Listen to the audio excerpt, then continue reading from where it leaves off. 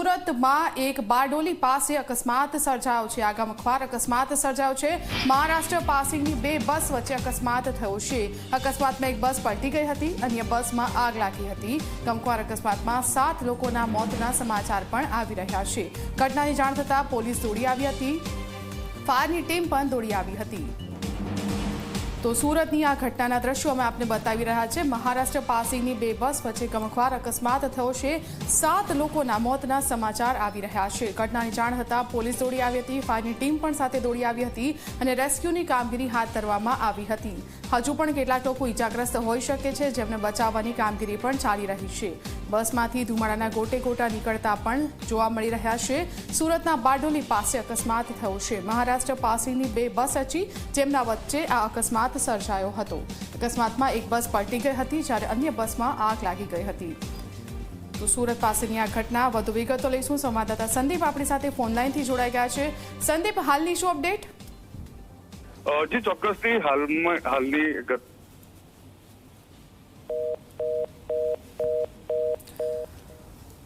તો સુરતની આ ઘટના જેની અપડેટ અમારા સંવાદદાતા પાસેથી લઈ રહ્યા હતા। બારડોલીની આ ઘટના છે, સર્જાયો છે ગમખ્વાર અકસ્માત અને બે બસ વચ્ચે અકસ્માત સર્જાયો છે। પ્રવાસીઓને લઈને આ બસ જઈ રહી હતી ત્યારે જ અકસ્માત સર્જાયો છે અને તેને જે ગંભીરતા છે તે દ્રશ્યો પરથી જોઈ શકાય છે। એક બસ પલટી ગઈ હતી, જ્યારે અન્ય બસમાં આગ લાગી હતી। આ બંને બસમાં અનેક મુસાફરો સવાર હતા। 7 લોકોના મોતના સમાચાર આ ઘટનામાં મળી રહ્યા છે। પોલીસ અને ફાયર વિભાગની ટીમ ઘટના સ્થળે પહોંચી છે। રેસ્ક્યુની કામગીરી પણ હાથ ધરવામાં આવી છે। આ રેસ્ક્યુ પૂર્ણ થયે છે, ચોક્કસ મોતનો આંકડો જાણી શકાશે, પરંતુ હાલના સમાચાર જે રીતે પાણીનો મારો ચલાવીને આગ પર કાબુ મેળવવાનો પણ પ્રયાસ કરવામાં આવી રહ્યો છે। મહારાષ્ટ્ર પાસિંગની આ બે બસ હતી, ક્યાંથી જઈ રહી હતી તેની હાલ કોઈ માહિતી નથી મળી, પરંતુ આ ગમખ્વાર અકસ્માતે એક ચિંતાનું મોજું પણ ફેલાવી દીધું છે, કારણ કે જેમના પરિવારજનો આ બસમાં સવાર હતા તેઓ પણ ચોક્કસ ચિંતિત હશે। સુરતની આ ઘટના જેના દ્રશ્યો અમે આપને બતાવી રહ્યા છે, બે બસ વચ્ચે અકસ્માત થયો હતો। બારડોલી પાસેના આ દ્રશ્યો છે, દ્રશ્યો પરથી અંદાજો લગાવી શકાય છે કે આગ કેટલી ભયાનક હશે। એક બસ આખી આગની ઝપેટમાં આવી ગઈ હતી, જેમાં કેટલાક લોકો જીવતા ભૂંજાઈ ગયા હોવાની પણ શક્યતા છે। અકસ્માત કયા કારણથી થયો તેની પણ તપાસ ચાલી રહી છે, પરંતુ હાલની જે અપડેટ છે 7 લોકોના મૃત્યુના સમાચાર છે, જ્યારે અન્ય લોકોને રેસ્ક્યુ કરીને સારવાર માટે ખસેડવાનો પ્રયાસ કરવામાં આવી રહ્યો છે। જો તાત્કાલિક સારવાર મળે તો અનેક લોકોનો જીવ બચી શકે એમ છે અને એટલા માટે જ પોલીસ અને ફાયર વિભાગની ટીમ જે છે તે પ્રયાસ કરી રહી છે। તમારા સંવાદદાતા સંદીપ આપણને અપડેટ આપી રહ્યા છે। સંદીપ, હાલના શું સમાચાર?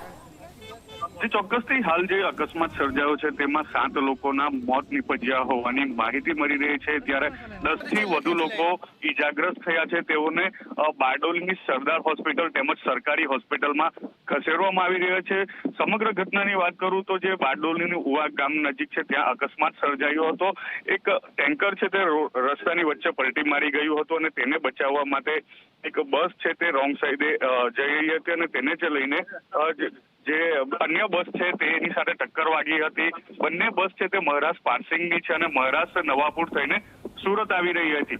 હાલ સમગ્ર ઘટનાને પગલે જે પોલીસનો મોટો કાફલો છે તેમજ અધિકારીઓનો મોટો કાફલો પણ ઘટના સ્થળ પર પહોંચી ગયો છે।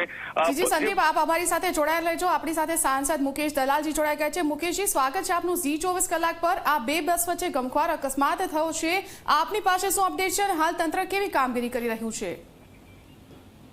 મને પણ એક માહિતી મળી છે કે ભાઈ બે બસો વચ્ચે ગમખ્વાર અકસ્માત થયો છે, જેમાં આશરે 6 થી 7 લોકોના મૃત્યુ થયા છે।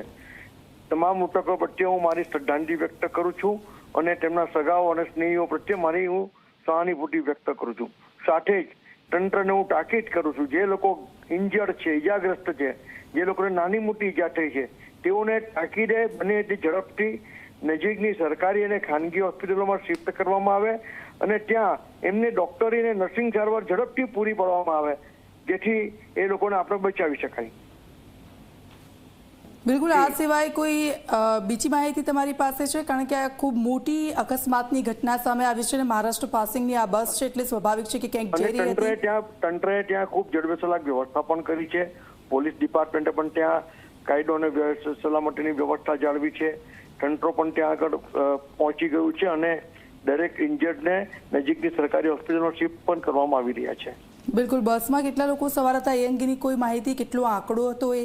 ના, એ અંગે કોઈ માહિતી નથી. બિલકુલ, આપ અમારી સાથે જોડાયા તે બદલ આપનો ખૂબ ખૂબ આભાર. તો આપ જુઓ, એક આ ગંભીર અકસ્માત અને આખો હાઈવે બ્લોક થઈ ગયો છે. સ્વાભાવિક છે કે આટલો મોટો અકસ્માત અને તેમાં બંને બસો અથડાઈ હતી. એક બસ કે જેમાં આગ લાગી હતી અને તાત્કાલિક ધોરણે તેમાંથી જે લોકો છે, જે લોકોને બહાર કાઢી દેવામાં આવ્યા હતા. 7 લોકોના તેમાં મોત થયા છે અને હજી પણ મૃત્યુઆંક વધે તેવી શક્યતાઓ આ ઘટનાને જોતા દેખાઈ રહી છે. કેટલાક લોકોને હોસ્પિટલ ખાતે લઈ જવામાં આવ્યા છે. સાંસદ સાથે પણ અમે વાતચીત કરી છે. તાત્કાલિક ધોરણે તે લોકોને હોસ્પિટલમાં સારવાર મળી રહી છે. આસપાસના લોકો પણ ત્યાં આવી પહોંચ્યા હતા આ અકસ્માત થયો તેને લઈને. આપ જુઓ, આ ઘટના સ્થળના દ્રશ્યો અમે આપને બતાવી રહ્યા છે. આગ લાગી છે એક બસમાં અને ધુમાડાના ગોટી ગોટા ફેલાઈ ગયા છે. કેટલાક લોકો આ અકસ્માત થયો અને તરત જ જે મુસાફરો છે એ બહાર નીકળી ગયા હતા, બચી ગયા છે. પરંતુ કેટલાક લોકોને ગંભીર ઇજાઓ પહોંચી છે. તે લોકોને હોસ્પિટલ ખાતે લઈ જવામાં આવ્યા છે. અત્યારે આંકડો 7નો સામે આવી રહ્યો છે. મૃત્યુઆંક 7 છે અને ગંભીર ઘાયલોની સંખ્યા પણ વધારે છે. ત્યારે લોકોને હાલ તો હોસ્પિટલ ખાતે લઈ જવામાં આવ્યા છે. ઘટનાની જાણ જેવી રીતે થઈ, પોલીસ ત્યાં તાત્કાલિક દોડતી આવી હતી. ફાયરની ટીમ પણ ત્યાં આવી પહોંચી હતી અને વહેલી તકે લોકોને બચાવવા રેસ્ક્યુની કામગીરી શરૂ કરવામાં આવી છે. દ્રશ્યો અમે આપને બતાવી રહ્યા છે અને આપ જુઓ, અમારા સંવાદદાતા પણ ત્યાંથી જોડાયેલા હતા જે સતત માહિતી આપી રહ્યા છે. આસપાસના લોકો પણ આ ઘટનાની જાણ થતાં જ ત્યાં દોડી આવ્યા હતા. હવે ફાયર વિભાગનું પહેલું કામ કે બસમાં જે આગ લાગી છે એ આગને કાબૂમાં લેવું અને ત્યાર પછી કેટલાક લોકોનું રેસ્ક્યુ કરી તે લોકોને બહાર કાઢી દેવામાં આવ્યા છે. રેસ્ક્યુ પૂરું થાય ત્યાર પછી ખબર પડશે કે આખરે મૃત્યુઆંક કેટલો છે.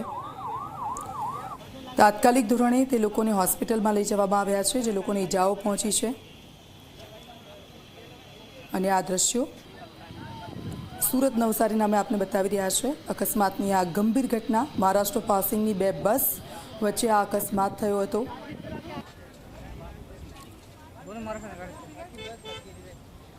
અકસ્માતમાં એક બસ પલટી ગઈ અને બીજી બસમાં આગ લાગી ગઈ હતી. 7 લોકોના મોતના સમાચાર હાલ તો સામે આવ્યા છે. આસપાસના લોકો પણ ત્યાં દોડી આવ્યા હતા અને આખો હાઈવે બ્લોક થઈ ગયો છે, બંધ કરી દેવામાં આવ્યો છે લોકો માટે પણ. ત્યારે વહેલી તકે રેસ્ક્યુની કામગીરી હાથ ધરવામાં આવી રહી છે.